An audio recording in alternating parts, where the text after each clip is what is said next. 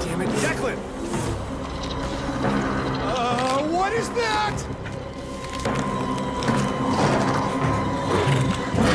Shit!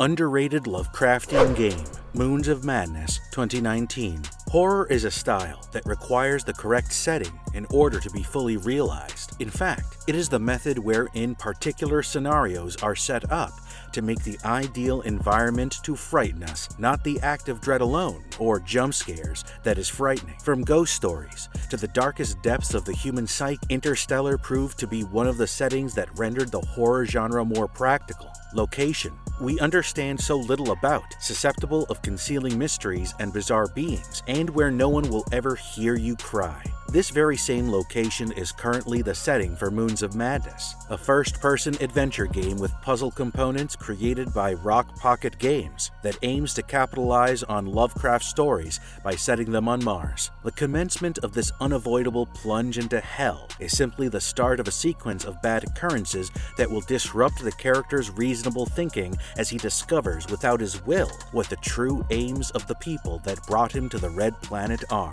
Before we go into our explanation, we have a very small request. If you like our content, please support us by subscribing to our channel. This is a small click for you, but for us, it means a lot. Thank you. Let's begin.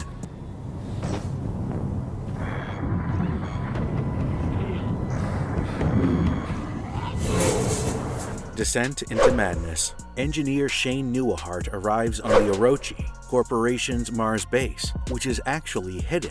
Shane departs the main headquarters and readjusts the photovoltaic panels, while the rest of the crew is off on other missions, then returns to the greenhouse to restore the water supply. But he discovers the activity of botanist and scientist Ina Volkova and Lucas Van Buren, an innovative plant-like bioenergy, as well as hearing and seeing an enigmatic person in the greenhouse. The biomass evolves into a big, deformed tree once the water is dumped, and Shane is assaulted by a semi-humanoid monstrosity formed from the biomass. He travels towards the communication center facility, where his buddy and companion Declan Delapour is located, after escaping the greenhouse. When Shane leaves his rover, though, a cave appears out of nowhere following him, and he enters, seeing areas inside the cave that appear to have been taken from his family's home on Earth. He uses a peculiar mark on his palm to activate numerous spheres and finds his way to a cavern where he encounters the Witch, a bizarre, ragged old woman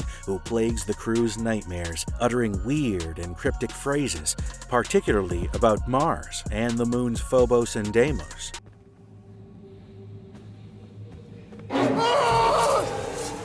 After completing tasks in an area that resembled his cellar, he comes to his senses in his vehicle after discovering a book tied to a temple, and the entire ordeal reveals to be a hallucination. When he watches the container ship the Cyrano collapse into the biosphere, he climbs the structure leading to the castle.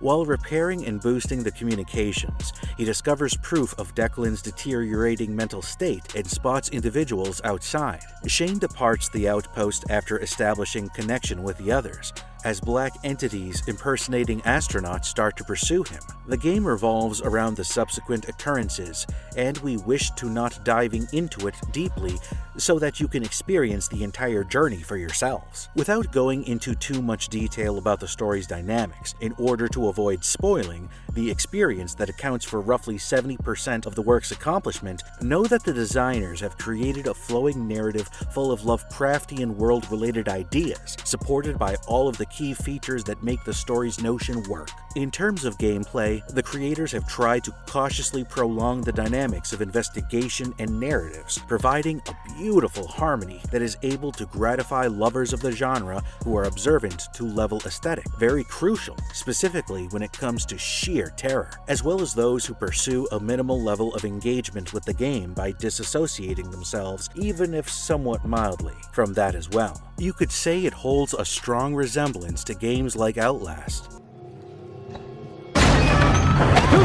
Fuck no!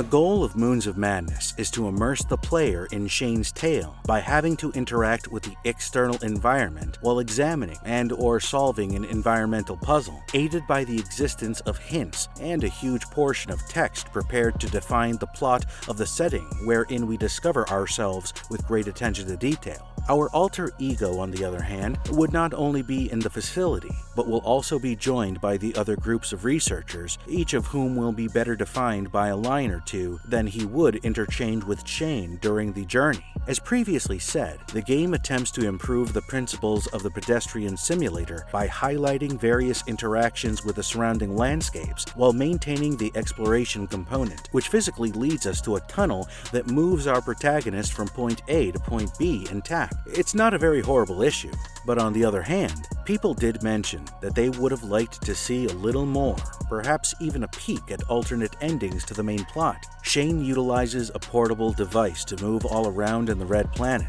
which can also interact with some of the electronic equipment in the base if needed. But he can also put on a special suit and go for a stroll on the barren regions of Mars, making sure not to run out of extra oxygen in the canisters. It is vital to point out that the output has its flaws, even if it does showcase laborious efforts in the gaming surroundings preservation.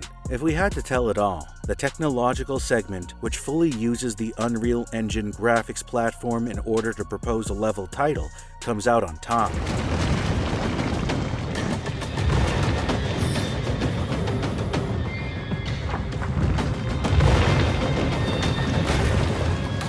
Moons of Madness also has a good sense of cinematography. Prolonged passages like a flashback to Shane's upbringing are frequently the most thrilling parts, and the largest events are often the most engaging. There are intervals of continuous gameplay between these instances. When Moons of Madness ramps up the tension, it becomes a truly terrifying experience. You and Shane will continually feel like you're in danger, from ominous inscriptions scribbled on buildings to figures lurking in the edges of your vision. You'll also unwittingly encounter a variety of extraterrestrial beasts on your expedition, and with no fighting capability, you'll have no choice but to flee. These brief segments where you're fleeing from a worm-like beast are by far the most vivid and exciting parts of your time on Mars. Moons of Madness is a stunning and scary intergalactic horror adventure with a pace flaw which may or may not be evident. When the adrenaline picks up, the pursuit scenes are particularly thrilling. Moons of Madness can undoubtedly keep you up in the wee hours of the night if you're willing to venture through some walls of information and other multiple interactive puzzles. And if you liked our content, don't forget to leave a like and subscribe to us if you haven't already. Have a good one and be safe. Thanks, everyone. Hello, little blush bag.